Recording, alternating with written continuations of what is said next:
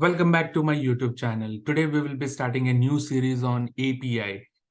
What is API? API stands for Application Programming Interface.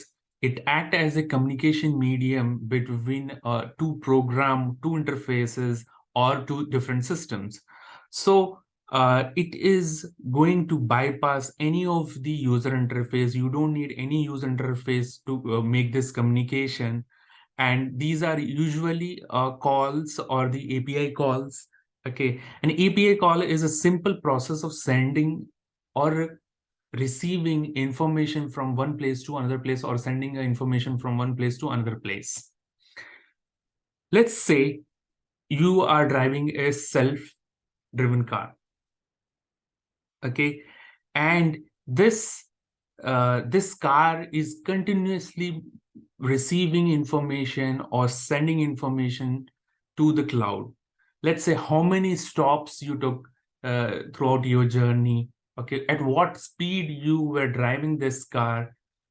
If you were making use of any of the music service provider, let's say Spotify, you were listening to music on Spotify, or also like suppose you are making use of any GPS services, let's say Google Map and so.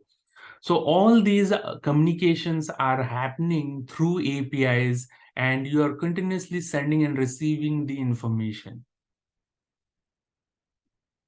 Let's take another example. You are sitting in front of your computer and you are creating a user. Okay, you are filling a form. Okay, and then now you are hitting a submit button. So it is a kind of a request which is sent through the internet using APIs to the web server. Okay, and then it is going to store your information in database. Now it is going to give you a feedback saying that, okay, your user is created successful. So that is what you are going to see on your browser. So all the communication which is happening on internet are typically the API calls. Okay, and we are making use of API heavily in our day-to-day routines. That's all about APIs.